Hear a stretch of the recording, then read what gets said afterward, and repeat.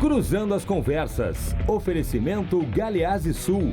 Há 40 anos, a evolução dos metais.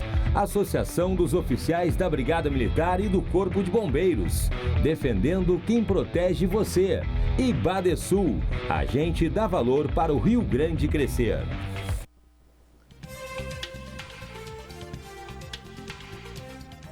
Cruzando as Conversas no ar aqui na RDC TV, eu sou Guilherme Macalossi.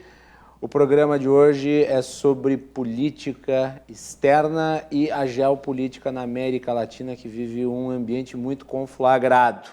Você nos acompanha pelos canais 24 e 524 da NET e também através de @RDCTV Digital nos mais variados canais. Estamos no Facebook, no YouTube, no Twitter, no Instagram, e você também pode mandar sua mensagem através do WhatsApp, o WhatsApp da RDC TV, que está aparecendo na sua tela. Cruzando as Conversas, sempre logo após o Dois Toques, trazendo a opinião de quem está no meio político, econômico, social e sempre discutindo os assuntos que impactam na nossa sociedade. Nosso live stream já está no ar e você também pode mandar sua mensagem através do chat no Facebook. O Cruzando as Conversas é um oferecimento de Galeazzi Sul, há 40 anos, a evolução dos metais. Também da ASOF, Associação dos Oficiais da Brigada Militar e do Corpo de Bombeiros, defendendo quem protege você. E Badesul, a gente dá valor para o Rio Grande crescer.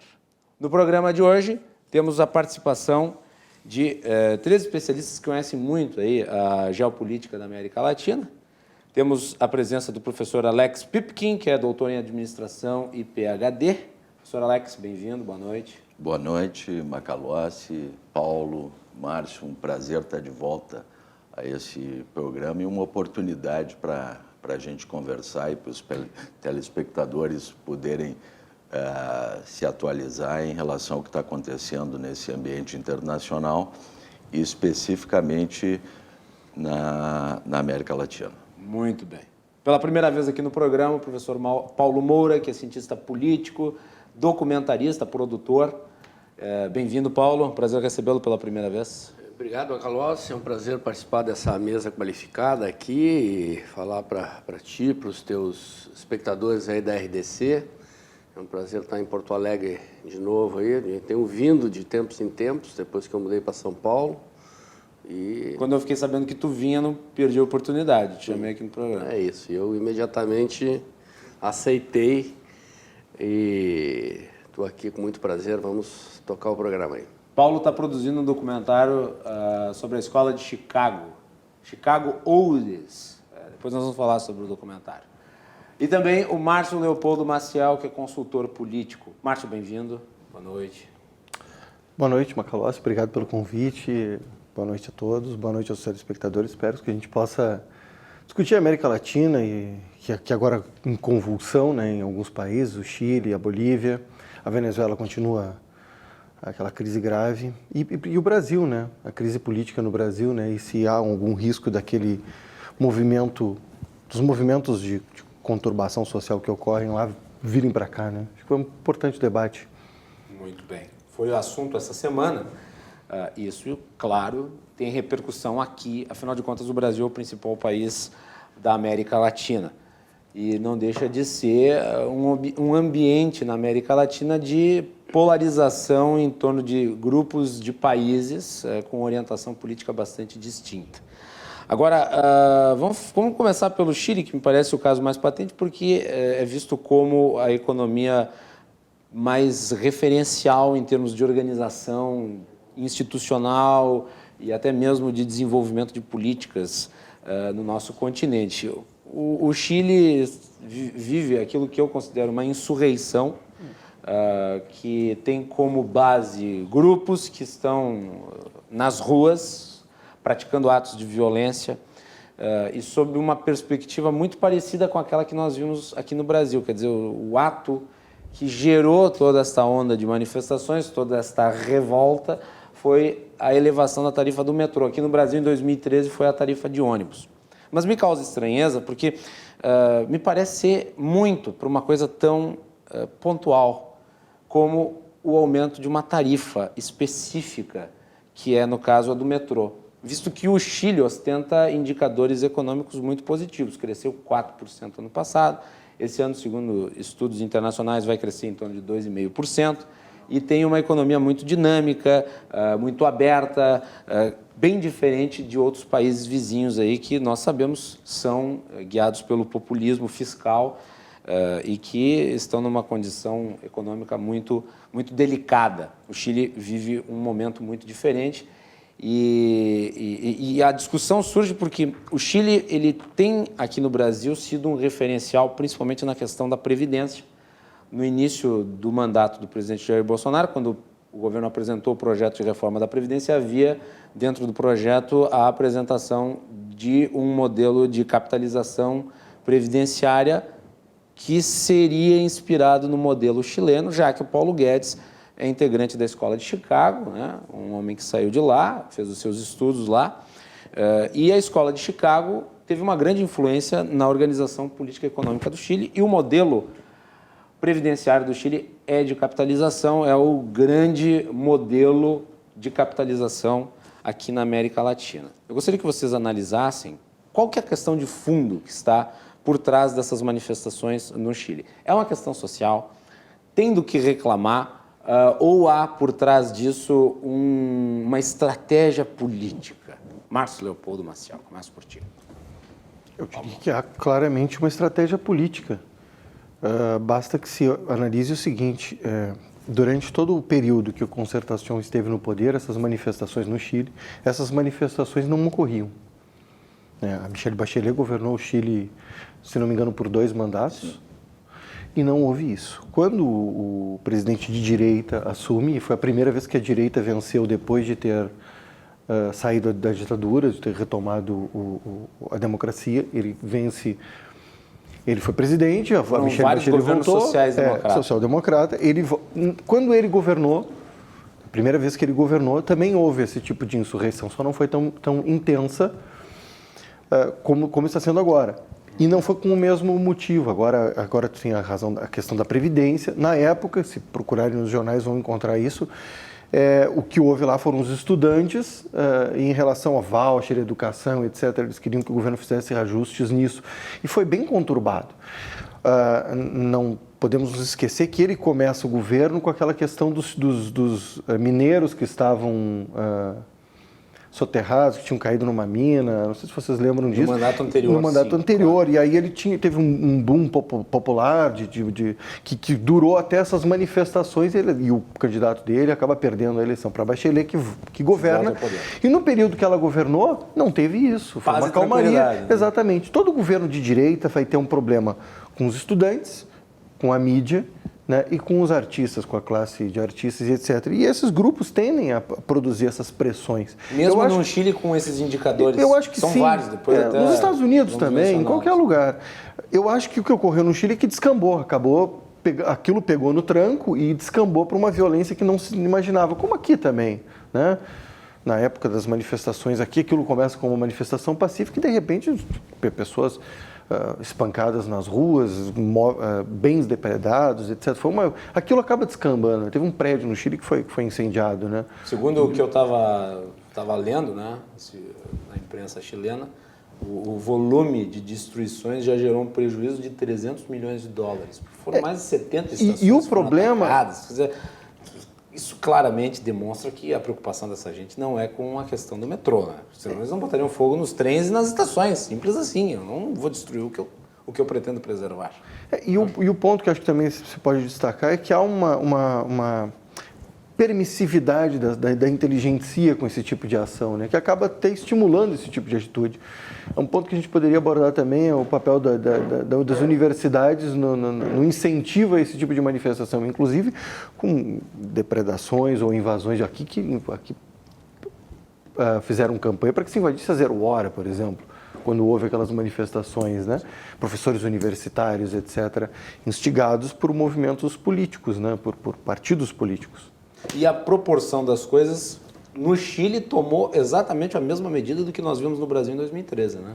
Começou com um movimento centrado na questão tarifária, depois ele se ampliou e no meio desta ampliação as turbas de black blocs e de milícias violentas se inseriram e a metodologia é exatamente a mesma. Né? Quer dizer, tu se protege naquela massa anônima e daí tu pratica a delinquência, destrói patrimônio público, destrói patrimônio privado. E o governo chileno não me parece estar sabendo lidar com a situação direito, né, Márcio? Tá meio assim, difícil também lidar com essa situação, porque vai reprimir com violência, ele vai acabar incentivando ainda mais, inclusive a reação de setores da inteligência, que vai acabar apoiando ainda mais esse tipo de atitude, né? Eu acho que esse tipo de coisa tende a arrefecer da maneira como arrefeceu no Brasil, né? A violência é tão grande que a própria sociedade acaba rejeitando isso, né?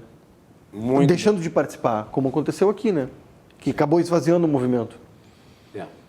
Muito bem. Professor Paulo Moura, vamos lá. Bom, eu estou num momento privilegiado para abordar esse assunto, especialmente no que diz respeito ao Chile, porque eu estou fazendo um documentário sobre as reformas econômicas que foram feitas no Chile nos anos 70, à luz da Escola de Chicago, e que transformaram o Chile hoje num país com indicadores econômicos de primeiro mundo, o único na América Latina nesse patamar, graças a essas políticas econômicas. Então, eu já fiz uma entrevista de 5 horas com o ministro Paulo Guedes e fui aos Estados Unidos e entrevistei o professor Arnold Harberger, que era o chefe de departamento da Escola de Economia de Chicago nos anos 60, quando esta escola de economia, essa faculdade, produziu 12 prêmios Nobel. E por uma coincidência do destino, o professor Harberger, que hoje está com 94 anos, mas com a memória intacta, assim, lúcido. Né, é esse documentário que eu mencionei, né? O Chicago Olds. Chicago Olds, né? Chicago Olds é porque aquela geração que eram os chamados Chicago Boys, que foram assim taxados pejorativamente pela esquerda chilena, hoje estão todos na faixa de 70 anos, 80 anos, né? O ministro Paulo Guedes está com 69, então ele mesmo cunhou essa expressão, são os Chicago Olds tentando fazer no Brasil a política econômica que deu certo lá, né? E casualmente o professor Arnold Harberger casou com uma chilena e muito antes da entrada do regime militar no poder lá, quando caiu o governo socialista do Allende, já havia na Universidade Católica de Chile e depois na Universidade de Chile, que é a universidade pública, departamentos de economia com PhDs formados em Chicago. Né? Então, muita gente pensa erradamente, né, que os Chicago Boys foram importados para implantar e que o Pinochet tomou o poder e os chamou. Então, as duas coisas são inverdades, né? Então, o mainstream do pensamento econômico da academia chilena já era liberal, inspirado na Escola de Chicago, devido ao fato de que, desde a década de 50, já se formavam economistas, alunos dos PhDs estudantes em Chicago, com esta visão econômica. Num primeiro momento, o regime militar entrou com políticas econômicas estatizantes erradas. Os Chicago Boys foram chamados 1 ano e meio depois, quando os militares... É um mito também da participação dos militares, assim como os militares no Brasil não eram liberais, né? Principalmente o Geisel depois, era estatista, ampliar o Estado, intervir na economia, lá começou assim. E a economia chilena, que já vinha degringolando do governo socialista, continuou degringolando, e aí eles admitiram e chamaram os Chicago Boys, que implementaram essas reformas responsáveis pelo fato de que o Chile é hoje um país com indicadores econômicos de primeiro mundo. Desculpe te interromper, Paulo, foi o único país na América Latina que adotou uma estratégia de industrialização e desenvolvimento diferente, não? Uma estratégia voltada para abertura, né? Para promoção de exportações. Abriram economia, privatizaram, enfim. Né? Ao contrário do modelo de substituição. Com a justiça trabalhista, Exato. fizeram. A única diferença é que lá no Chile havia um regime militar, não havia oposição e, consequentemente, isso que a gente assiste no Brasil, de todos esses debates, que é a resistência das corporações, que é a resistência da classe política em implementar essas medidas, em preservar os privilégios das corporações, né? Lá eles não tiveram essa objeção. Então, aqui não estou me posicionando a favor ou contra, né? Pessoalmente sou contra qualquer tipo de ditadura, apenas analisando as circunstâncias, né? É mais difícil implementar na democracia, porque você tem que negociar, você tem que, enfim, fazer concessões, e isso impede que as políticas econômicas que o governo está implementando no Brasil hoje aconteçam, digamos assim, com o grau de pureza que o ministro Paulo Guedes gostaria e que foi possível lá no Chile, né? Então, eu queria responder a tua pergunta inicial de duas formas. Sim, há indução política. Há um documento da OEA publicado essa semana que as investigações da OEA apontam financiamento e infiltração cubana e venezuelana nas agitações no Equador e no Chile. Documento da Organização dos Estados Americanos, que fez investigações e foi encontrado fontes de financiamento e agentes políticos venezuelanos e cubanos infiltrados no Equador. Não foi citado aqui, mas o governo lá do Equador tentou acabar com o subsídio dos combustíveis e houve uma explosão popular também, né? É um governo que sucede o governo populista bolivariano do Rafael Correa, né? E tenta implementar políticas liberais, e no Chile a mesma coisa, né? Vamos então aos dados. Eu não vou poder citar todos os dados do artigo que é a minha fonte aqui, mas eu vou recomendar... Poderia mencionar o artigo para que as pessoas busquem no G1. O autor é do blog do Hélio Gurovitz e o título do artigo é Tudo Culpa do Neoliberalismo, né? Entre aspas, né? Vocês botem lá... Botem no Google, isso é tudo culpa do neoliberalismo, vocês vão achar o artigo no G1 publicado no dia 22 de outubro agora. E ele cita uma série de dados sobre o Chile. Então, vamos à questão que tu perguntaste. Além da questão da infiltração, quer dizer, para que haja uma explosão popular do tipo que aconteceu no Chile, assim como o que aconteceu no Brasil em 2013... Quer dizer, não basta só a infiltração política, certo? Por exemplo, a esquerda tentou convocar aqui essa semana, na Padre Chagas, uma manifestação de apoio à rebelião no Chile, né? Criaram um evento no Facebook, a Brigada Militar se preparou e tinha mais brigadiano do que comunista na Padre Chagas. Ou seja, a manifestação não funcionou por quê? Porque não há um ambiente social, como havia em 2013 no Brasil e como há no Chile, receptivo a esse tipo de coisa. Agora, dia 26, a esquerda está chamando uma manifestação na Praça da Sé, em São Paulo. A polícia está preparada também, porque já se vê pela estética da convocação que haverá uma tentativa de depredação na Praça da Sé, em São Paulo, e eu desconfio que será um fracasso como foi aqui de Porto Alegre, certo? Então, o que havia no Brasil em 2013 e possivelmente haja no Chile hoje que explique a dimensão da explosão de insatisfação que aconteceu? Os governos petistas, com políticas econômicas erradas, né, mas fizeram isso, criaram aquele fenômeno que foi chamado por muitos sociólogos de a nova classe média, ou seja, o governo concedeu aumentos reais sucessivos do salário mínimo, artificialmente, porque o salário é um preço de mercado. Então, quando o governo interfere e determina que este salário deve ter X% acima da inflação, ele está fazendo uma intervenção artificial na economia. Não obstante isso, ele produziu um ganho no poder aquisitivo de uma camada da população, principalmente da classe C, que ascendeu à classe B, ou da classe D, que ascendeu à classe C, compondo esta camada chamada, durante muito tempo, esse termo desapareceu da mídia, né, com a derrota dos governos petistas, de nova classe média. Aliás, a Marilena Chauí, ela odiava o surgimento desta nova classe média. Tem até um vídeo muito famoso dela em que ela fala que a classe média é o atraso, exatamente. Viralizou, né? Então, essa camada da sociedade adquiriu o poder de consumo para comprar smartphone, para comprar televisão de tela plana, para comprar eventualmente um carrinho usado, um carrinho 1.0, para dar entrada no seu financiamento habitacional, comprar casinha, mas não tinha dinheiro para quê?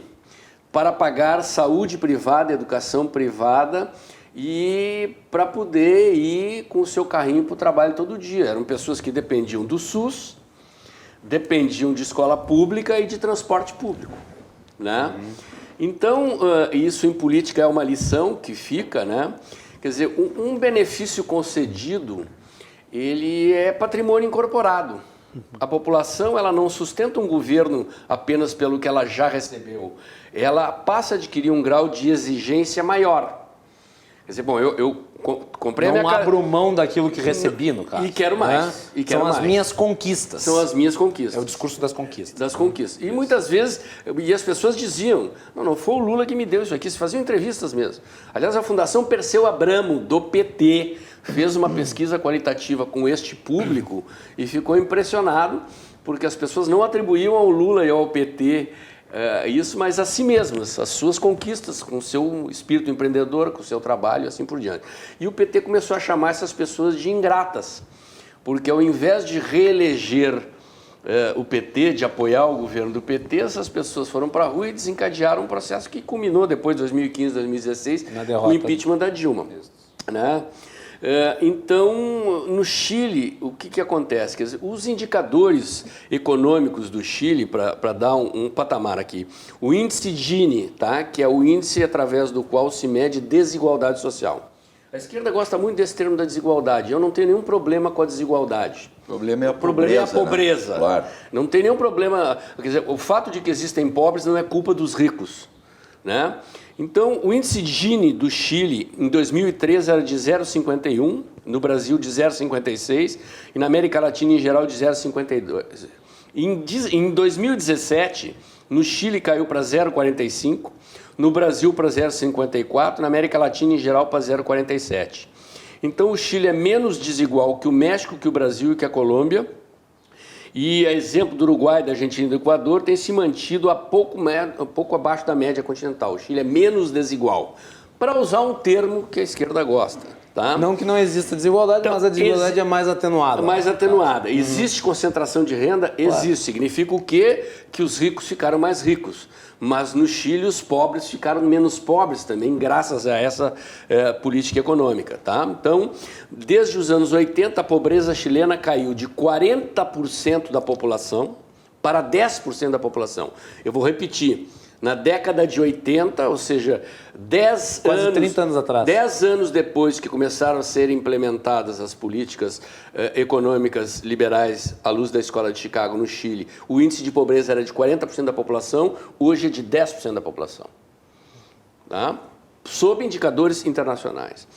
Então, vamos à questão da Previdência. O que é o plano de capitalização? Todo mundo fala do regime de capitalização no Brasil, ninguém explica o que é. O regime de capitalização é um sistema de aposentadoria no qual cada pessoa tem uma conta individual para a qual ela deposita uma parcela mensal da sua renda ao longo da sua vida para financiar a sua aposentadoria. De 10% a 15%. Né? De 10% a 15%. Tá? E os índices de contribuição no Chile estão dentro dos patamares médios dos países de primeiro mundo e abaixo dos patamares de contribuição da América Latina, do Brasil, da Argentina, do México e de outros. Estão os dados aqui outros que tem um modelo nesse contributivo. mesmo artigo, tem contributivo. O que é o modelo contributivo, que é o que nós temos? O governo pega um pedaço do salário do trabalhador e um pedaço do lucro da empresa e joga numa caixa preta que o governo administra. É isso. Certo? Então, e a gente sabe que o governo mete a mão nesse dinheiro e gasta com outras coisas e por isso que há um rombo na Previdência. Né? Há um rombo também provocado pelas transformações dos índices demográficos. A natalidade está baixando, ou seja, estão nascendo menos pessoas e existem mais pessoas envelhecendo. Então, neste sistema contributivo que nós temos... Ele é imune a essas variações. Quem financia a aposentadoria dos mais velhos são os mais novos. Então, se existem menos jovens e mais idosos, começa a faltar dinheiro para financiar a aposentadoria dos mais velhos. No regime de capitalização isso não acontece, porque o dinheiro não vai para o caixa do governo e não são os mais jovens que financiam a aposentadoria dos mais velhos. Cada pessoa financia a sua aposentadoria. Tá? Então, podendo haver um regime de auxílio para aquelas pessoas que é a proposta, se não me engano, nocional, né? Que é a proposta de fazer um aporte caso tu não consiga... Essa proposta está sendo discutida no Brasil e agora no Chile. Então, o que acontece? Se a pessoa contribuiu pouco... vou encerrar aqui, eu volto aos dados depois. Se a pessoa contribuiu pouco ao longo da sua vida, ela vai receber pouco quando se aposentar. Então, os índices de contribuição no Chile, eles estão na faixa de vários países desenvolvidos, na faixa de... Quer dizer, você vai receber como aposentadoria aproximadamente 34%, 35% da sua renda como contribuinte privado, certo? Então, se você quiser ganhar mais do que isso, você tem que poupar mais ao longo da sua vida, aumentar a sua contribuição, aquela economia que você faz para se sustentar na velhice.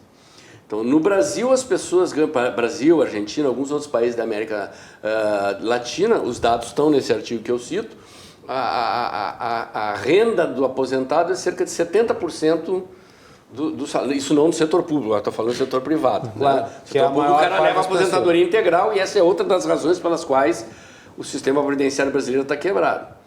Né?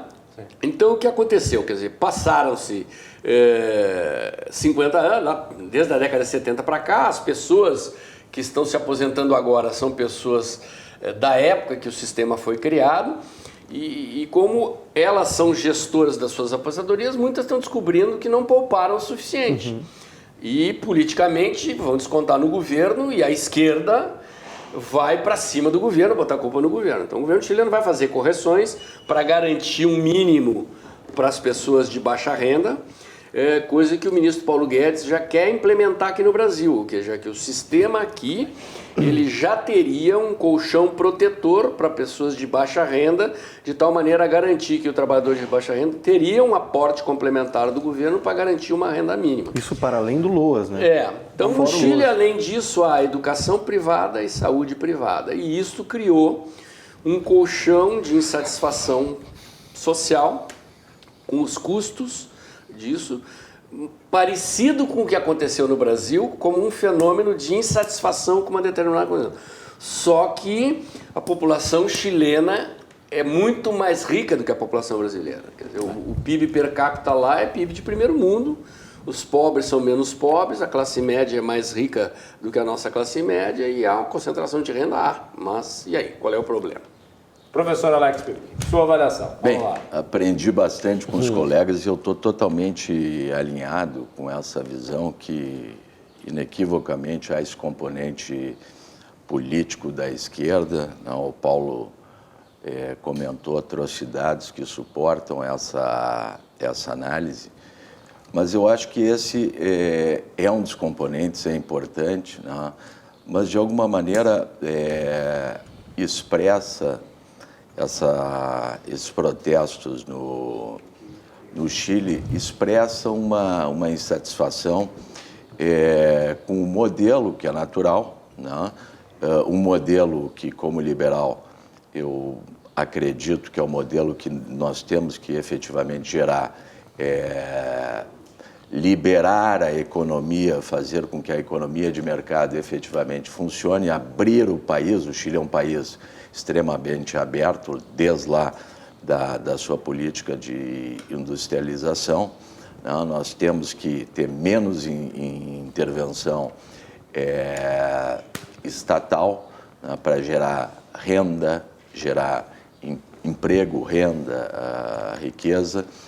Mas essa insatisfação, então, ela não se deu pelos 30 centavos no metrô, né? Isso, evidentemente, é um estupim que vinha já sendo, né, de alguma forma, gestado nas universidades, né? O Márcio colocou, mas, de qualquer maneira, eu tenho uma visão, não sei se é diferente, mas eu quero trazer um ponto para a discussão e, de certa forma, alinhado com o que tanto o Márcio quanto o Paulo comentaram, que é a necessidade do governo chileno em retroceder e fazer, como é natural na democracia, retroceder e fazer algumas concessões. Não? Então, num primeiro momento, para falar específico... No caso, criar certas políticas sociais compensatórias. Exatamente. Em virtude desse modelo privado. Exato. É porque a grande... Ao contrário do que acontece aqui, que é excessivamente público e que precisa de mais privado, lá precisa de um pouco de público. A grande insatisfação, nós poderíamos sintetizar que ela está em 3 principais blocos: aposentadoria, saúde e educação. Esses são os principais problemas, né? Por quê? Porque eu, como liberal, eu não sou anarquista. Eu acho que o Estado, né, ele tem que ser um Estado empreendedor, mas o Estado exerce funções fundamentais, né? Funções ligadas à manutenção da ordem, e esse é um dos pontos vinculados com essa questão, a gestão, que não necessariamente ela deve ser pública, né? Ela tem que ser uma estrutura mista, eu acredito no papel do Estado na saúde, e na educação, não no modelo que nós temos hoje no Brasil de educação pública, né? Porque a educação pública é uma educação, não sei se eu posso qualificar como enganadora, mas é de baixíssima qualidade, todos os índices internacionais comprovam. Mas a insatisfação, efetivamente, ela surgiu, acho que há 2 momentos. Eu acho que há esse momento da questão política dos grupos organizados e financiados por aquilo que a gente poderia chamar de grande esquerda. Né? Então, a esquerda latino-americana foi muito articulada. Exato, foi muito articulada. Histórico. Mas aqui há um ponto que está ligado com essas concessões, que o governo chileno, de alguma maneira, talvez tenha faltado sensibilidade. É uma questão muito complexa, por quê? Porque no momento em que o exército vai às ruas, e eu acho que tem que ir, né? Porque uma coisa são manifestações dentro do espírito democrático, demonstrações, manifestações de insatisfação, mas quando há vandalismo e grupos que estão justamente para destruir... Terrorismo urbano. Exato, terrorismo urbano. Financiado internacionalmente, comprovadamente pela UEFA. A força tem que atacar. Mas eu acho que isso potencializou uma revolta maior de, inclusive, parte da população chilena que não era a favor dessas manifestações. Não foi o que aconteceu no Brasil. Aqui então, houve uma manifestação em São Paulo que já reprimiu fortemente e aí no outro dia houve uma manifestação maior. Houve um sentimento de solidariedade para com aqueles grupos. Então, só pra... E eu acho que a esquerda no Chile trabalhou exatamente nesse sentido, como a esquerda brasileira em 2013 o fez. Quer dizer, vamos estimular um clima que leve as pessoas comuns a eventualmente saírem às ruas e nos apoiar. Só que eles não imaginavam que eles iam conseguir fazer com que a narrativa dos movimentos seguisse o curso que eles imaginavam. E não deu certo. Sim, porque as pessoas comuns se achavam donos do povo e... Não foi bem assim, porque as pessoas comuns não pensam como eles, e esse é o problema. Né? Bom, mas o problema, só para fechar essa primeira análise, o problema não está no pensamento liberal que foi implantado, o Paulo explicou bem essa situação, há bastante tempo e tem rendido tem produzido os seus resultados benéficos. Todos os indicadores, ou quase todos os indicadores chilenos são muito bons. No ano passado, a economia cresceu 4%, a projeção esse ano é para em torno de 2,5%. Né? Então, o problema na linha do que o Paulo colocou, é uma insatisfação popular, porque eu também não estou preocupado, e essa é uma retórica falaciosa da esquerda, né, que eu tenho visto, lido em muitas análises, com a questão da desigualdade. O problema é a pobreza, e os chilenos saíram da linha da pobreza exatamente pelas políticas liberais, né? E agora eles estão exigindo muito mais, eles querem mais, eles se lambuzaram. Agora, tem um detalhe importante. O problema, Pipkin, nesse caso, é que tudo certo. Existe um sistema privado consolidado no Chile para educação, saúde, previdência. É esse ponto que eu quero entrar. Isso, mas o problema de tu começar, e daí eu vou te botar essa provocação e daí tu explana a respeito. O problema de tu começar políticas públicas é que elas sempre tendem a serem contínuas e progressivamente cada vez maiores. Sem dúvida. Consequentemente, demandar, exato. Tu alimenta uma quimera. Tem que sair de algum lugar. E nós é que pagamos. O nível de endividamento, contribuinte. O nível de endividamento do Chile também é baixo. É baixo. Para a sua economia. Em torno de 25%. É muito baixo. Muito baixo. Quer dizer, esse pessoal que está na rua... Tem um fundo soberano também que garante. O pessoal da esquerda que está na rua, eles estão querendo que se comece um processo de endividamento no Chile. Com certeza. Como é que calibra isso? Eu acho... Tem que se atender à demanda social para atenuar essa situação. Esse é o ponto. Mas tem que tomar cuidado. Esse é o ponto. Eu não gosto dessa expressão neoliberal. Esse ponto é importante. Lá desde 1759, com teoria dos sentimentos morais, 1776, com a riqueza das nações, o Adam Smith já dizia, em termos de política econômica, nós temos que gerar a capacidade, o ambiente econômico, os incentivos adequados para as pessoas empreenderem, e por conta própria andarem com as suas pernas, e decidirem sobre a sua vida e gerarem riqueza através da capacidade associativa.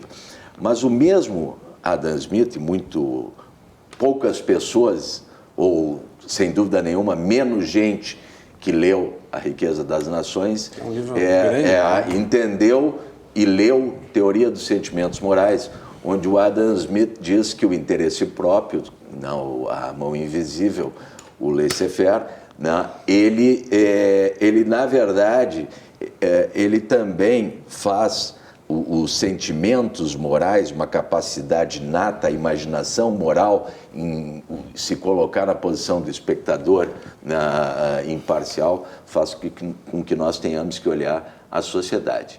E há um dado que, embora os indicadores sejam muito bons no Chile, 50% da população ela detém somente 2% da renda. Esse é um dado 2,1 exatamente. Então, esse é um dado que... o que está acontecendo? O sistema de educação ele está totalmente privatizado. O sistema de saúde está praticamente todo privatizado. Lá não tem SUS, por exemplo. Não tem SUS, o pessoal não tem, por N razões, não tem dinheiro para comprar remédio. Então, diferentemente da situação no Brasil, onde o governo provém parte de medicamentos, lá no Chile não existe nada. E a questão da aposentadoria... No caso, dá para se dizer que há menos pobreza no Chile, mas o pobre chileno ele tem menos alternativas do que o pobre brasileiro. Eu não tenho dúvida disso. E esse é o ponto que eu quero fechar. Mas ele tem menos alternativa.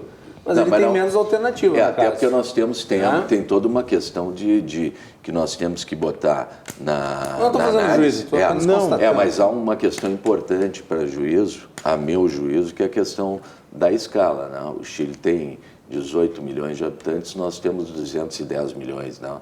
Então, no Chile, o que acontece? Eu acho que...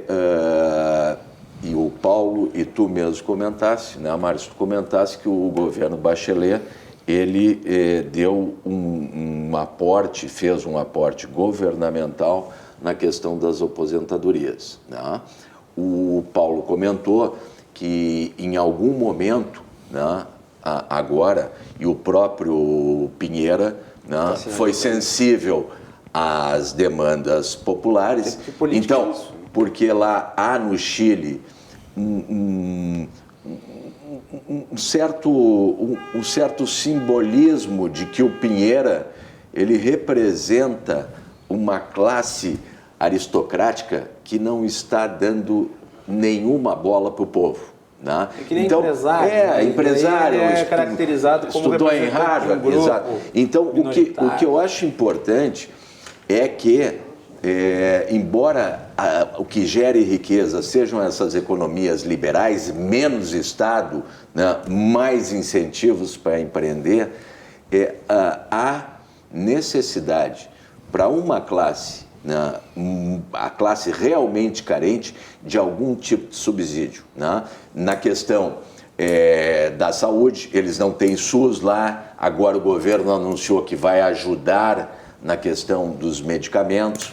A questão, houve um aumento, né, vai haver uma promessa de aumento nas aposentadorias e há um aumento nos salários mínimos. Então, aqui, é inegável que as políticas liberais são fundamentais para gerar riqueza, mas mesmo assim, né, nós temos que ter, a meu juízo, né, e não é porque eu sou liberal que eu sou cego, né, é o que acontece aqui no Brasil com um programa que se mostrou super bem sucedido, que é o programa do Bolsa Família.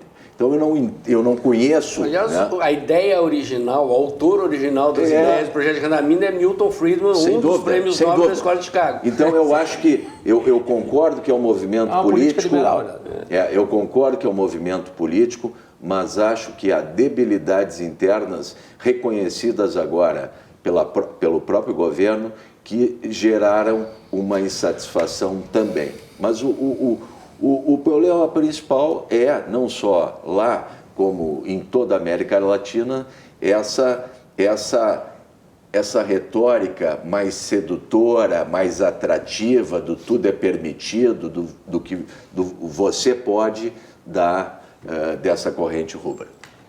Quando eu mencionei que o pobre chileno ele tinha menos alternativas, é porque, gosta ou não do estado do bem-estar social brasileiro, ele concede certas coisas aos pobres que não seriam, digamos, custo para os pobres imediatos. Por exemplo, custos não percebidos, porque não é grátis. Exato, não, custos não percebidos, não imediatos. Quer dizer, o pobre ele tem a possibilidade de colocar, mesmo que seja uma escola ruim, ele vai para uma escola. Mesmo que seja um sistema de saúde ruim, ele vai para o sistema de saúde, que é o SUS. Demora atendimento, mas tem... Quando eu falo do pobre chileno, ele pode ser menos pobre, mas ele tem que custear um sistema privado que talvez onere ele imediatamente mais. E daí tu cria essa percepção. E essa percepção, ela é sensível. Eu li em fonte fidedigna, né, que justamente esse ponto, Macalossi, que tu está trazendo, da participação do empregado, né, com a sua saúde, a questão da sua saúde, com medicina, gira em torno, se eu não estou equivocado, eu li do transporte, mas é um componente importante. O próprio transporte, que é um transporte no Chile, que é mais caro que, em geral, em toda a América Latina, para a classe pobre, ela gasta só em transporte de 20% a 30% dos seus rendimentos. Então é um número importante. Mas a questão seria descobrir até quanto que o brasileiro paga por isso, por esses serviços supostamente gratuitos, né? A gente não pode também ignorar o fato de que esses serviços gratuitos, ineficientes, etc., que se criaram dessa maneira, como tu disseste, que eles vêm como uma demanda social e acabam se transformando num benefício para outras classes. Cria-se estatais, cria-se modelo, e isso... Não, tem um custo, todo mundo paga caro, só que ele não é um custo, só que ele não é um custo tangível e tangente, quer dizer, ele não é percebido no bolso imediatamente da pessoa. Ao contrário do Chile, onde tu tem que pagar, por exemplo, para ter escola. Por isso que eu fiz a brincadeira de dizer como é que ele é... O pobre chileno é tão pobre quanto o brasileiro? Talvez esteja relacionado, mas o meu ponto é outro, o meu ponto é mais a política, assim, por que essas manifestações não ocorreram no governo da Bachelet?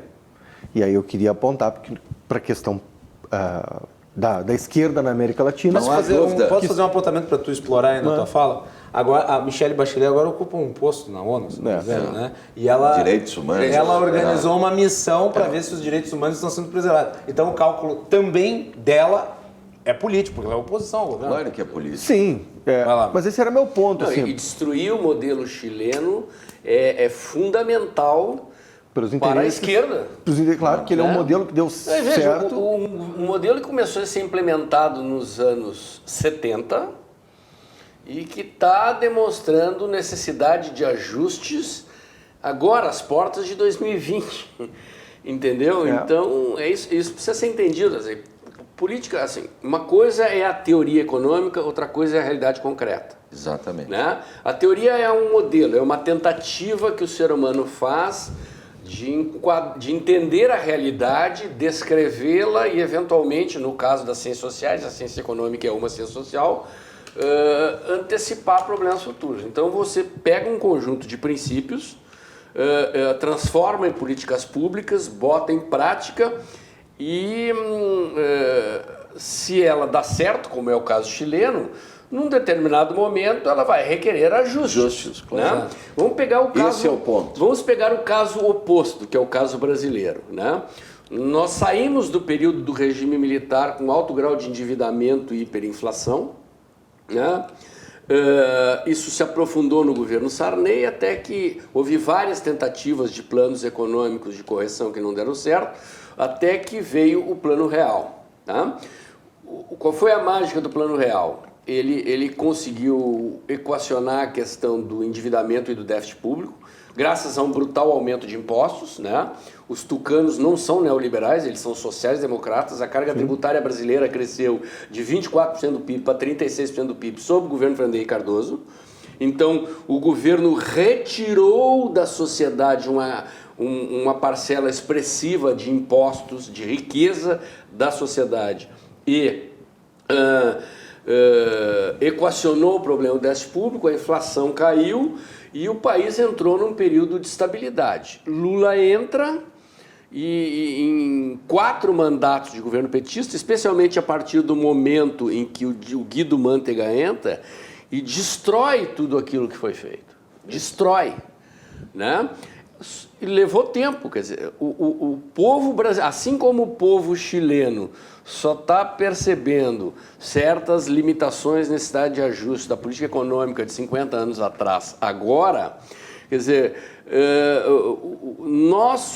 nós brasileiros só percebemos a quebra da estabilidade econômica que as políticas econômicas do PT produziram 16 anos depois. 16 anos depois. Só para retomar antes, porque o Márcio estava falando sobre a questão política, eu acho que é importante ele complementar isso. E daí depois nós vamos voltar do intervalo para continuar o debate. Mas eu gostaria que o Márcio completasse o seu raciocínio. Eu poderia fazer uma brincadeira dizendo o seguinte, que a esquerda avança no Chile quando a direita está no poder. E esse é o ponto, assim, se essa questão eclodisse no Chile no governo Bachelet, ela não sairia do papel. É porque, de alguma maneira, os setores que acabam financiando e estimulando esse tipo de manifestação, eles barrariam naturalmente, assim, instintivamente esse tipo de manifestação. Ela eclode porque tu tens um governo de direita, e aí é preciso avaliar também os interesses da esquerda na América Latina. Sem dúvida. No Brasil, o grande partido, talvez o único real partido que nós tivemos, o PT, um partido mesmo no Brasil, né, com programa, com centralismo democrático, com funcionamento organizado, orgânico, ele se esfacelou, ele se desmontou. Hoje a grande oposição ao governo Bolsonaro, de certo modo, é a imprensa, uma tese que eu tenho defendido bastante, é a imprensa que faz oposição, é a inteligentsia que acaba fazendo oposição, porque os opositores... Não eles só a imprensa, têm pouco... o sistema que está aparelhado. Claro. Nós estamos vendo aí, não é só a imprensa. Concordo a esquerda está dentro da imprensa. E também uma parte do governo que é muito atrapalhada. Sim, deixemos isso de lado, mas o ponto é os partidos de esquerda são enfraquecidos no Brasil. Os deputados, os senadores, eles não têm voz, eles não têm... Por exemplo, na reforma da Previdência, eles não conseguiram nada. Nada, pois nada, absolutamente nada. Na Argentina, eles têm a possibilidade de voltar. Tem essa relação, tem a relação do Chile com o Brasil, a aproximação que houve. O Paraguai, citaste o caso do Equador, que saiu de um governo... Quer dizer... É crucial que consiga criar em algum desses lugares um tipo de instabilidade para tentar voltar ao poder, tentar se reconstruir, né? Isso tem um problema corre o risco de haver uma hegemonia da direita por um tempo aqui, né? Excluindo a Argentina, né? A hegemonia de esquerda foi quebrada no continente. Criou-se um cordão ali, Brasil, Chile, Colômbia, Argentina... Paraguai, quer dizer, havia antes uma unidade, né? Os países controlados aí pelos regimes bolivarianos, a não ser a Colômbia e o Chile, que era mais social-democrata, não era tão carnívoro, né? Para usar a expressão do pessoal lá do idiota latino-americano, mas a exceção desses dois países, os demais E um sinal interessante disso é o movimento do presidente boliviano que se aproxima do Bolsonaro e se torna simpático. No caso do Batiste, ele participou daquele movimento para deportar o sujeito. A imprensa brasileira, inclusive, debochou que o Bolsonaro tinha uma relação muito boa com o Evo Morales. O Evo Morales veio na posse do Bolsonaro. Pois é. Ele percebeu a guinada e bom político, se mostrou um bom político, ele tenta se colocar nesse cenário. Muito bem, nós vamos para o nosso intervalo e nós voltamos na sequência. Vamos falar um pouco mais sobre Bolívia e Equador, que também estão aí no bojo dessa onda de convulsões políticas na América Latina, aqui no nosso programa. Então você é convidado para continuar na nossa audiência. Nós já retornamos.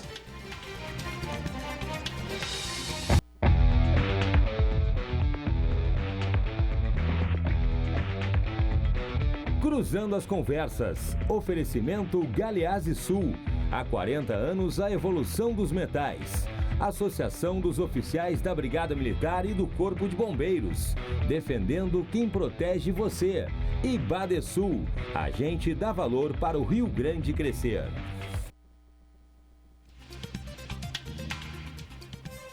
Estamos de volta aqui na RDC TV com o Cruzando as Conversas. Você nos acompanha pelos canais 24 e 524 da NET.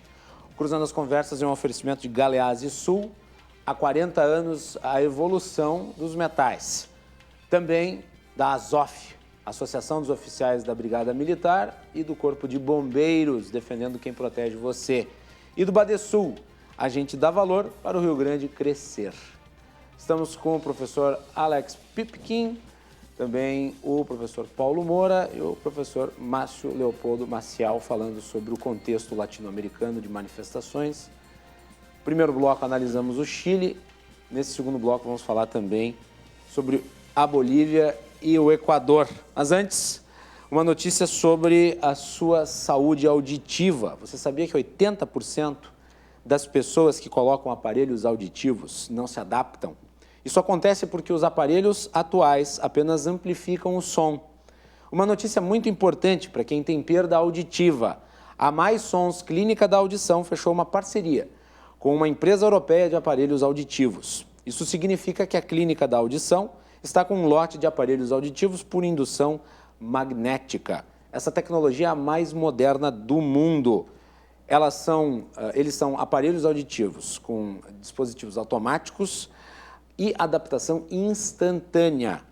Estudos recentes da neurociência comprovam que esse tipo de prótese são capazes de estimular novos neurônios no sistema nervoso central, melhorando a audição, a memória e a parte cognitiva do paciente. Para ter a sensação de escutar melhor com esta nova tecnologia, você deve ligar para o número 3061-7373. Repetindo, 3061-7373 e agende uma avaliação e um teste auditivo. Aproveite essa oportunidade que a Clínica da Audição trouxe até você. Lembrando que o número de aparelhos por indução magnética é limitado. Muito bem. Se no Chile a onda de manifestação se dá, vamos lá, com a desculpa social, na Bolívia me parece haver um cansaço político em relação ao governo do Evo Morales. É a avaliação que vocês têm disso também? Professor Pipkin, começa por ti agora. Eu acho que sim, né? Eu acho que sim. Na Bolívia, e é interessante, né? Porque as manifestações elas se dão, né, em ambos os espectros, né? De direita, de esquerda, mas é uma insatisfação justamente por esse modelo, né? Populista, esse modelo que não consegue, né, gerar riqueza e que acaba fazendo com que muitos que empreendem, que trabalham, tenham que sustentar muita gente ligada principalmente ao Estado. Há quanto tempo o Evo Morales está no poder? Ele está no poder já, ele mexeu na Constituição, 14 anos. E agora, novamente, né? Esse é um dos Aliás, pontos a importantes. aponta fraude nas eleições. Exatamente. Não. Uma coisa muito estranha, até me lembrou muito o caso da... Eu não acho muito estranho, eu acho muito natural. Típico. Me lembrou muito a apuração da eleição da Dilma contra o Aécio, né? Porque a contagem vinha apontando um segundo turno, aí há uma interrupção na contagem, e quando reabre a contagem, aparece Evo Morales ganhando no primeiro turno, né? Então, há muita denúncia da oposição e mesmo os observadores da OEA na eleição apontam a existência de fraude e sugerem que seja feito o segundo turno, né? Então... É exatamente porque a população, me parece, na Bolívia, esperava que pelo menos houvesse um segundo turno e se encaminhava para isso. E agora, né, com essa situação, a população está muito revoltada, porque há fortes indícios, né, para não dizer evidências de que houve fraude. Eu queria introduzir um novo elemento aqui na discussão, que é a questão do preço das commodities, né? O Chile, comparativamente ao Brasil, é um país pouco industrializado e muito dependente da exportação de cobre. Aliás, isto é apontado como uma falha dos governos chilenos, aí vale para os governos sociais-democratas da Bachelet e o governo atual, o fato de que não houve uma busca de diversificação. Então, com o desaquecimento da economia chinesa, isso está afetando a economia mundial, ainda mais essa guerra comercial com os Estados Unidos, as exportações de cobre caíram. No caso da Bolívia, é a questão do gás natural. A Bolívia, ela tinha o Brasil e a Argentina como grandes compradores de gás natural. E, inclusive, foram construídos gasodutos, um para a Argentina e o Brasil. A Bolívia vendia gás natural a bons preços para o Brasil e para a Argentina. E já de 10 anos para cá, Brasil e Argentina vêm buscando alternativas. Então, no caso do Brasil, com a descoberta de petróleo no pré-sal, quer dizer, todos os postos de petróleo têm uma camada superior de gás natural e o Brasil está investindo forte na extração de petróleo, tanto da camada pré-sal como do pós-sal, e isso tem gerado também descoberta de muitas fontes de gás natural e caiu muito a compra de gás. E a Argentina tem um fenômeno parecido também, tem buscando alternativas de produção de gás natural próprio para não depender da Bolívia, e a receita do Estado boliviano com a exportação de gás natural caiu muito, porque consequentemente esses governos populistas de esquerda que distribuem benesses às custas dos recursos do Estado, né? Como aconteceu na Venezuela, né? Uma economia extremamente dependente do petróleo, então os governos não era tanto, né? não era tanto, mas o governo bolivariano tomou de assalto a companhia petrolífera, quebrou a companhia. Hoje ela produz menos de 1/3 do que produzia no passado. Esse é o fenômeno da relativização da propriedade privada, né, que espanta investidor, faz com que não haja clima de investimento. Isso. Necessariamente com esse tipo de ação do Estado que atua de forma predatória, há uma redução na industrialização, na diversificação dos produtos que são produzidos no país, o que leva à concentração num modelo econômico dependente de um tipo apenas de mercado. No caso da Venezuela, no mercado petrolífero, no caso da Bolívia, no mercado de gás natural. E como o Estado atua neste setor estratégico, entre aspas, como grande indutor e como monopolista, ele leva à sua ineficiência. Portanto, aquilo de que a economia depende é gerenciado de uma forma temerária e rende menos do que poderia render se, por exemplo, estivesse na iniciativa privada. Então, são dois aspectos relativos à ação do governo. Desestimula a economia em geral, faz com que ela fique sequestrada por um produto que é gerenciado pelo Estado e é mal gerenciado. Isso tem uma Venezuela, Equador, Bolívia, tudo.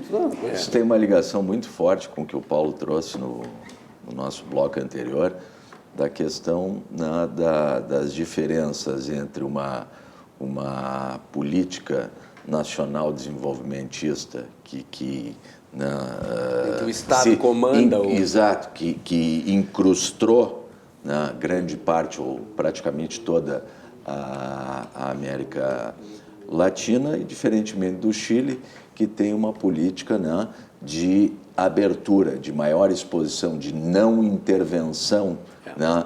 E o ponto... O cobre chileno é estatal e os preços de transporte são regulados pelo governo lá.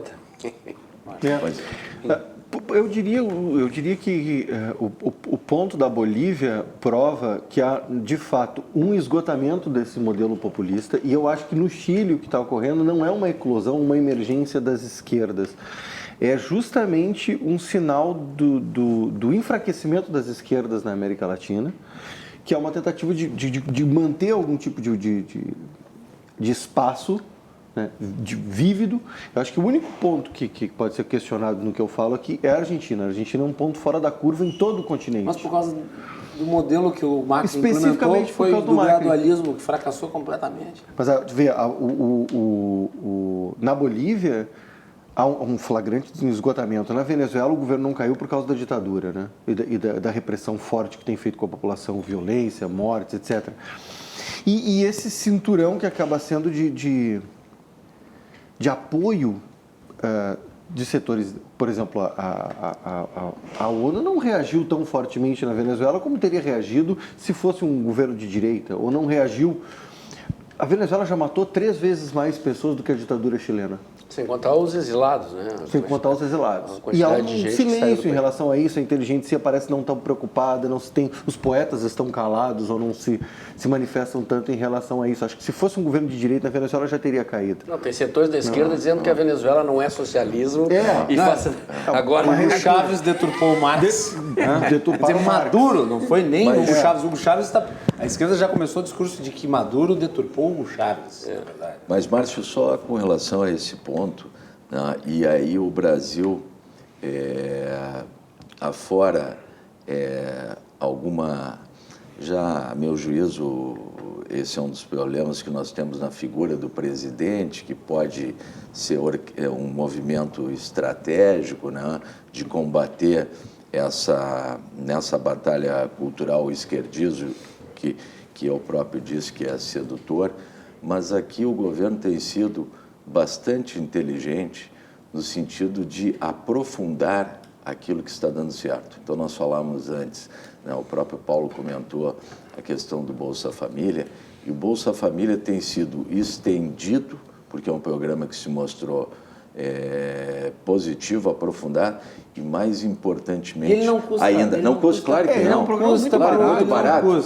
E mais importante, a questão que o Macalossi comentava, da falta de gestão, da falta de competência nesses governos de esquerda na gestão da coisa pública. Aqui há um sistema hoje de monitoramento, de fiscalização, muito mais eficiente. No caso, então, vamos lá, inclusive eu acho que é bom mencionar, né? O governo Temer começou um trabalho de reanálise do Bolsa Família para qualificar o programa. O ministro Osmar Terra, que atuava na pasta... A criação do 13º do Bolsa Família foi possível sem aumentar custo já, porque foram eliminados vários casos de fraude, corrupção. Ali. Eu só queria completar... O ministro Osmar Terra, na época, fez uma limpa no Bolsa Família. Eu só queria completar o ponto. E independente de toda essa retórica aqui brasileira, né, tenho escrito bastante a esse respeito, essa resistência, o governo tem se mostrado sensível, né, a essas demandas da classe que realmente precisa, e o Macalossi acabou de ratificar que é um programa barato e eficiente. Lá no Chile, sem dúvida, tu mencionas, Marcos, que há um enfraquecimento da esquerda. Sim, mas no continente. Concordo contigo, mas talvez haja um emburrecimento de quem está no governo. Por quê? Porque, na verdade, o Pinheira teve que retroceder, eu não diria, mas teve que conceder nesses 3 pilares de um sistema importante, positivo, né, ligado a essas políticas liberais que são efetivamente geradoras de emprego, renda e riqueza. Mas só para completar. Então ele teve que, na verdade, conceder, ele teve que fazer ajustes importantes, né, e indo, inclusive, ao encontro da retórica esquerdista.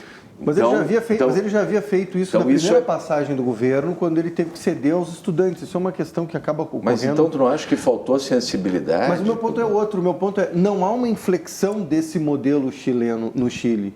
O Chile vai continuar aplicando o modelo que ele aplica. Com e certeza. Os outros países da América Latina estão passando a aplicar esse modelo também. A Colômbia, talvez a Bolívia entre numa, a Venezuela vai ter que fazer uma grande reforma e aplicar esse modelo. A Venezuela vai ter que juntar os carros. Agora eu volto... Porque eles destruíram o país, esse era o ponto que o professor Paulo... Não, lá eles... Mas o modelo, Márcio, não eram tão dependentes do petróleo. As políticas liberais, elas não são um pacote padrão que se ajusta exatamente igual a cada país. Vamos para o nosso intervalo? As diretrizes são. Depois das diretrizes. A diretriz agora é ir para o intervalo. Nós voltamos na sequência aqui com este excelente debate sobre a análise da América Latina nesse momento. Voltamos na sequência aqui com o nosso programa.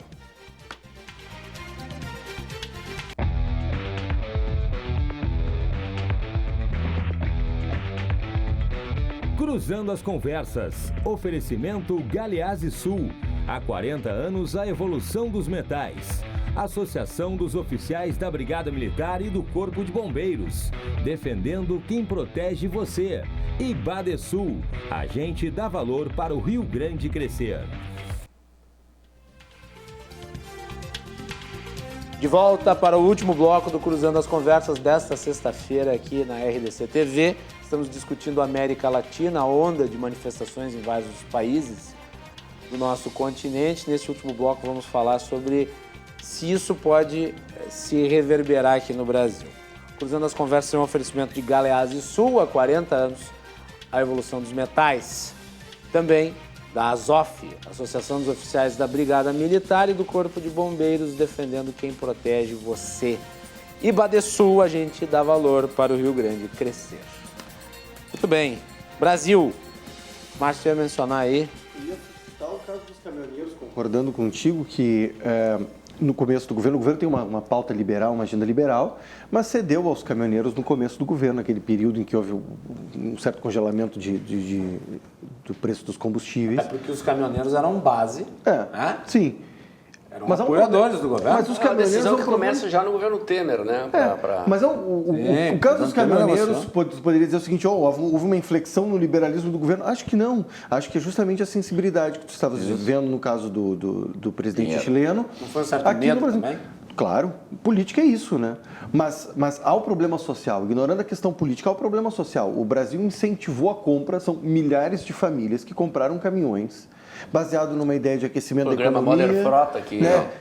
As pessoas compraram.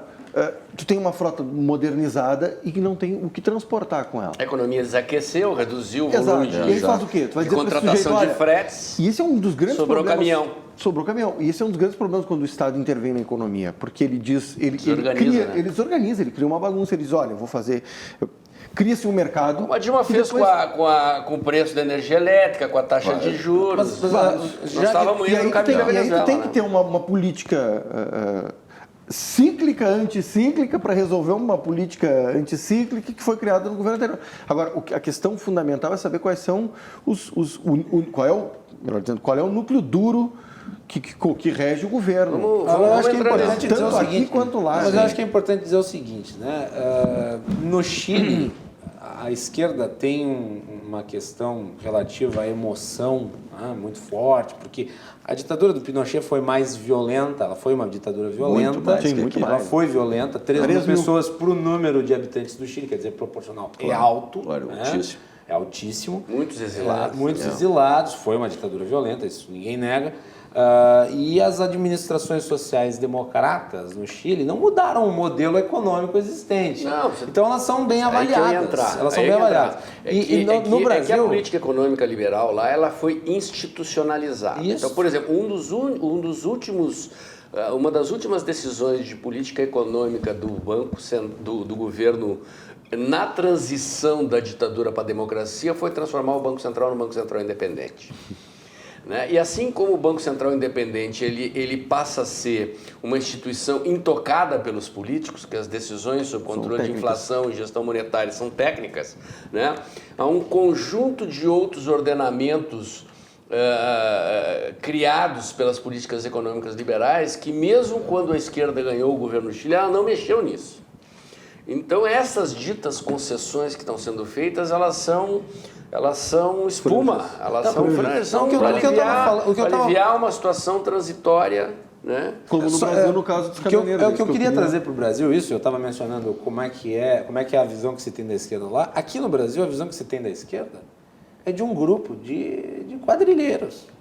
Pelo menos uma parte, pelo menos metade da população brasileira que se manifestou nas urnas, mais da metade, rejeita. Quer dizer, o governo de esquerda causou um caos econômico gigantesco. Pesquisas recentes ainda atribuem a Lula e Dilma o desastre econômico do país. A esquerda brasileira está desgastada e talvez por isso eles não estejam conseguindo este apoio social para se opor, porque as manifestações convocadas por eles fizeram água. Isso e um outro elemento. Vou voltar àquela minha fala lá na primeira parte do programa. Tá? O que aconteceu? Quer dizer, a explosão de insatisfação com o governo, aliás, num contexto também de queda do preço das commodities devido ao aquecimento da China, o Brasil é exportador de produtos agrícolas, minério de ferro e carne e outras coisas, né?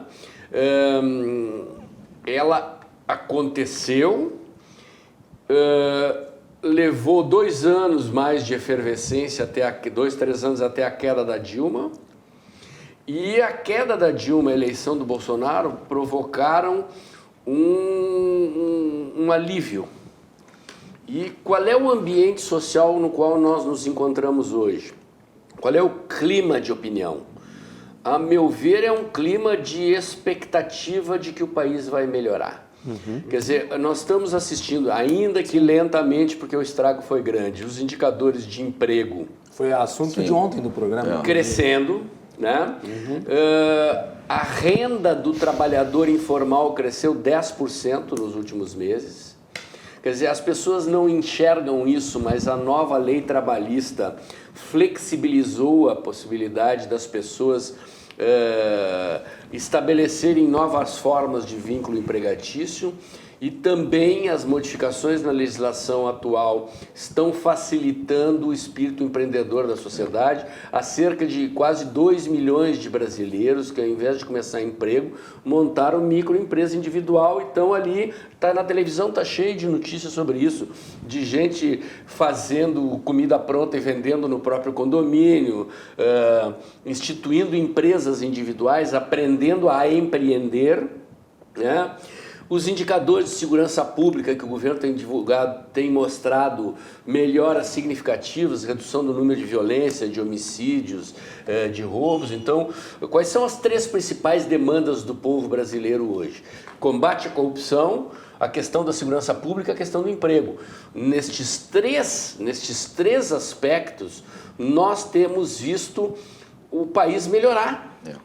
E isto é percebido pelas pessoas. Então, eu tenho muita dificuldade de acreditar que a esquerda ela está tentando, como eu disse, tentaram marcar.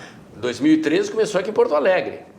Né? Tentaram marcar uma manifestação na Padre Chagas essa semana, fracassou. Eles só conseguiram uma, que foi aquela da educação, porque era educação, que é um tema de interesse de todos. Do meu ponto de vista, no país não há um clima de opinião, um ambiente que permita uma explosão dessa natureza. Pelo contrário, as pessoas querem que o governo dê certo, têm expectativa de que ele vá dar certo.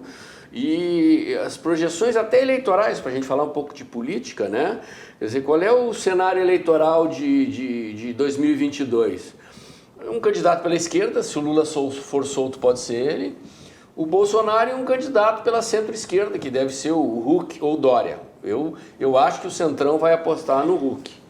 Né? Que me parece um erro brutal, porque é uma rejeição da Rede Globo, a Se bem que associação falar de eleição ainda mas é enfim, muito... eu queria fazer um comentário sobre o teu tripé ali, que é o emprego. Essas ideias, duas pontas, né? As ideias que nos trouxeram até aqui, intervenção na economia, os campeões nacionais, ajudar os amigos, são amplamente rejeitadas pela população em todos os setores. Eu trabalho na consultoria que eu trabalho, a gente avalia redes sociais. E é impressionante, independente da formação da pessoa, da classe em que ela está, há uma rejeição dessas ideias. Por outro lado, há uma boa vontade,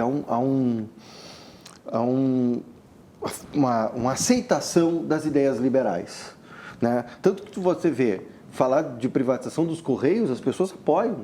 Critica a privatização dos Correios, as pessoas te criticam nas redes sociais. Eu tenho dados da nossa consultoria lá, provam isso de modo cabal. Assim, entre jovens, isso é bastante expressivo.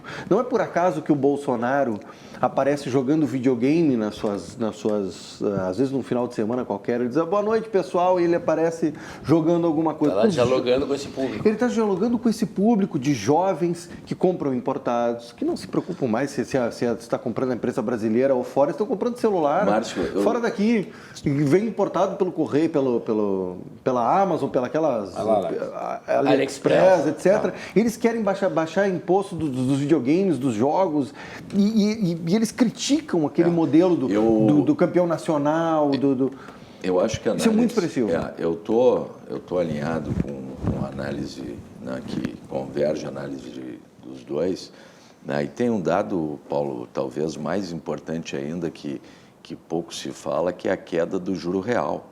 Isso é muito positivo e impactante na atividade econômica. E da inflação, inclusive a inflação de alimentos. Exato. Então, esse é um ponto importante. Agora, eu quero trazer, infelizmente temos pouco tempo, mas eu não sou tão otimista por duas razões. Eu não tenho dúvida de que há um clima positivo, mas duas questões me parecem preocupantes. Eu vou retornar, eu acho que há a formação de um movimento, eu não gosto, até quando eu uso essa expressão, eu sou, de certa maneira, recriminado por eles próprios, mas há um movimento extremista de direita que não permite, não é permeável, né, a qualquer tipo de crítica ao governo, ao Bolsonaro. Né? Eu critico muito, né, a postura do Bolsonaro, elogio muito o governo. Eu acho que ele, em muitas situações, dá tiro no pé. Esse é o primeiro ponto. E isso acaba, de alguma maneira, contaminando, né, o nosso eleitorado, que também não tem um nível de discernimento, em algumas situações maiores. Mas eu acho que, apesar de tudo isso, há um descrédito muito grande nas instituições e na instituição STF. Sim, esse é um ponto. Então, esse é um ponto muito importante. É o bastião do bolivarianismo no Brasil. Exatamente. Ele é herança ainda da era Lula e da era FHC, mas principalmente da era Lula. Isso nós não vamos poder discutir na edição de hoje do programa, porque senão nós estenderíamos por mais 1h30. O programa de segunda-feira, especificamente sobre o Supremo Tribunal Federal. Que bom. Nós já estamos no fim. Eu gostaria de agradecer muito a vinda de vocês aqui nessa sexta-feira para debater sobre esse assunto, que foi um assunto que permeou a semana toda. E eu deixo cada um com 20 segundos para as suas considerações finais. Professor Alex, muito obrigado. Não, eu que agradeço. É sempre um prazer retornar a essa bancada, a esse programa que tem uma voz bastante importante na divulgação de ideias sobre temas políticos, econômicos, sociais, enfim. E é sempre um aprendizado, foi muito bom participar e poder aprender e expor, trazer alguns pontos aí para a gente poder discutir esse tema que é importante e merece, eu diria, mais programas, porque essa situação internacional, não só envolvendo a América Latina, mas em nível de mundo, Paulo comentou a questão da guerra comercial entre China e Estados Unidos, é bastante importante para a gente projetar o futuro. Muito obrigado, Alex. Eu que agradeço. Márcio, muito obrigado. Eu fico muito satisfeito, eu te agradeço o convite mais uma vez, foi um prazer conhecer o professor e eu estou muito honrado de estar aqui do lado do professor Paulo, que foi a minha referência quando eu comecei a estudar. Então, estar aqui do lado do mestre é bastante reconfortante e eu agradeço a oportunidade. Muito bem. Paulo Moura, para encerrar, rapidinho, Olha, eu gostaria que tu falasse sobre o documentário. Era como é que exatamente, sai, eu puxar a brasa para minha sardinha. certeza, Ele deve ficar pronto em abril, nós estamos aguardando agora a entrada das novas cotas de patrocínio para ir ao Chile, então vamos lá entrevistar os Chicago Olds lá Black Bloc vai ser e vamos entrevistar os usuários do sistema de previdência social, vamos entrevistar o ministro da Economia e mais a equipe econômica toda do ministro Paulo Guedes, né? Para completar o documentário que deve ser disponibilizado gratuitamente nas mídias sociais a partir de abril do ano que vem. Que maravilha. Tá? Já temos uma página no Facebook, lá vocês procurem Chicago Olds para ver o trailer do documentário. Tá muito bom. E ao longo dos próximos meses, ali na página, vamos criar canal no YouTube e tudo, nós vamos largar uns dropzinhos, assim, trechinhos das entrevistas que nós fizemos no processo de divulgação. E ele é um documentário engajado e otimista, né? No sentido de acreditar nas ideias do ministro Paulo Guedes, na política econômica que está sendo implementada e, inclusive, de apontar uma segunda geração de reformas, supondo-se, né, que essas reformas serão bem-sucedidas e, eventualmente, com a reeleição do presidente Bolsonaro, a gente possa seguir mais 4 anos aí aprofundando essas medidas para produzir os benefícios sociais que essas políticas já se comprovaram bem-sucedidas no Chile, né, melhorando os indicadores sociais, a redução da pobreza e a qualidade de vida da população brasileira. Muito bem. Paulo, parabéns pelo trabalho. Eu assisti o trailer, tá muito legal. Chicago Olds, então, em abril. Isso. Disponível para todos, gratuitamente. E eu agradeço a todos vocês por terem vindo aqui. E feito sem dinheiro público, tá? Só patrocínio privado. Mas também você vai fazer um documentário sobre a Escola de Chicago com dinheiro público, ia ser a maior das contradições e ia ser a maior das ofensas à Escola de Chicago, né? Os monetaristas iam ficar loucos da vida. Boa noite a todos, voltamos na segunda-feira a partir das 22 horas com mais uma edição do Cruzando as Conversas, discutindo daí os efeitos da decisão do STF em relação à prisão de segunda instância. Teremos polêmica, então fique conosco. Até mais.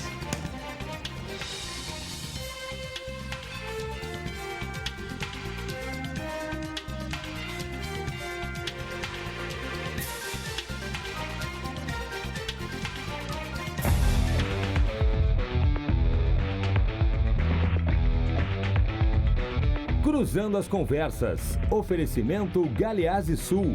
Há 40 anos a evolução dos metais. Associação dos Oficiais da Brigada Militar e do Corpo de Bombeiros. Defendendo quem protege você. E Badesul.